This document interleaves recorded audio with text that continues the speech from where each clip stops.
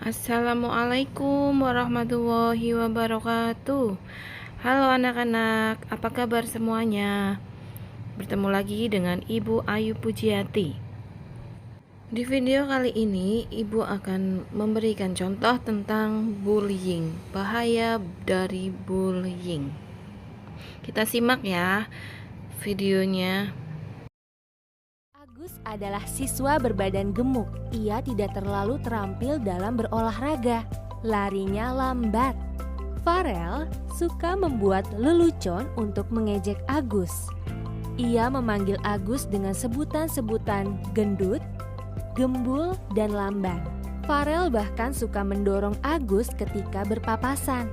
Terkadang, Farel dan teman-temannya melempar batu ke arah Agus ketika berjalan menuju rumahnya, hanya karena hal itu menyenangkan bagi mereka. Prita yang sering melihat kejadian itu hanya diam saja dan tidak berani melaporkan. Adegan ditutup dengan pertanyaan, siapa korban, pelaku, dan pengamat bullying? Apa yang mungkin dirasakan dan terjadi pada Agus akibat tindakan Farel dan teman-temannya? Apa reaksimu jika melihat peristiwa tersebut? Perundungan atau bullying adalah kejadian di mana seseorang melakukan atau mengatakan sesuatu yang jahat kepada orang lain.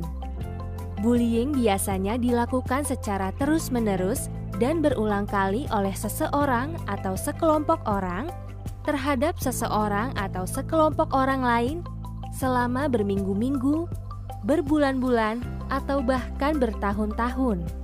Berikut ini jenis-jenis bullying yang mungkin terjadi. Verbal atau lisan, yakni mengejek dan mengata-ngatai seseorang. Fisik, yakni menyakiti seseorang secara fisik, merusak atau mencuri barang. Sikap atau gerakan tubuh yang vulgar dan tidak sopan. Sosial atau relasional, yakni merusak hubungan sosial melalui pengucilan, berbohong, atau menyebarkan gosip. Mengancam, yakni membuat seseorang merasa takut, terintimidasi, atau membuat mereka melakukan hal-hal secara terpaksa. Cyberbullying, yakni bullying melalui internet, telepon seluler, atau teknologi-teknologi lainnya. Untuk mengganggu, mengancam, mempermalukan, atau menyasar orang lain. Contoh cyberbullying termasuk mengirimkan email, pesan singkat, komentar, atau posting yang menyakitkan, menghacking akun email atau media sosial seseorang, meniru orang lain secara online, dan sebagainya. Terakhir, bullying secara seksual, yakni sentuhan yang tidak diinginkan, komentar atau perilaku seksual, termasuk berkomentar tentang seksualitas atau orientasi seksual orang lain. Agar tidak menjadi pelaku bullying, kita harus mampu berempati. Ini adalah kemampuan untuk memahami apa yang mungkin dirasakan oleh orang lain. Kita dapat berempati untuk memahami bagaimana korban bullying mungkin merasakan sesuatu.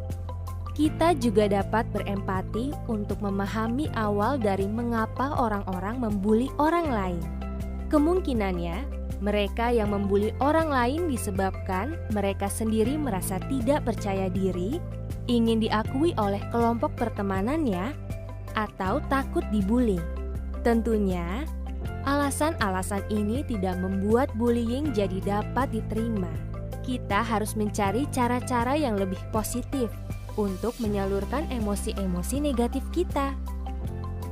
Bullying berdampak sangat buruk pada korban, di antaranya kesedihan dan suasana hati yang berubah-ubah, kurangnya rasa percaya diri, menjadi pribadi yang tertutup, kurangnya pencapaian dan keinginan untuk belajar, keinginan untuk pindah ke sekolah lain, depresi, berpotensi tinggi untuk membuli orang lain, menyakiti diri sendiri atau orang lain, bahkan bunuh diri.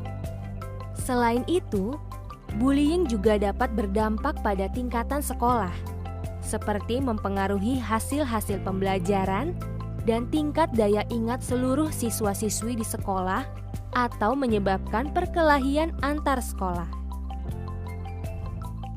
Untuk lebih memahami soal bullying, coba kamu dan teman-temanmu diskusikan kasus berikut ini. Ira dan teman-temannya merasa senang membuli seorang remaja perempuan dari sekolah lain bernama Sarah melalui media sosial.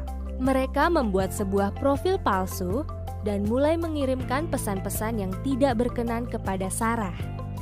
Lalu, ketika tahu bahwa Sarah memblokir mereka memutuskan untuk membuat profil menggunakan nama Sarah dan mulai mengunggah komentar-komentar serta foto-foto tidak pantas, berpura-pura menjadi Sarah. Sarah sangat kecewa terhadap bullying yang ia alami dan berpikir untuk menyakiti diri sendiri. Sarah sudah bercerita kepada gurunya tentang apa yang dialaminya, tetapi gurunya kurang memahami cara kerja media sosial dan berkata kepada Sarah bahwa ia tidak dapat membantunya. Silakan kamu dan teman-temanmu mendiskusikan masalah yang melibatkan Ira, Sarah, dan teman-teman mereka. Semoga video pendek ini dapat membantu kita semua untuk terhindar dari perilaku bullying, serta dapat menjalin pertemanan dengan baik dan sehat.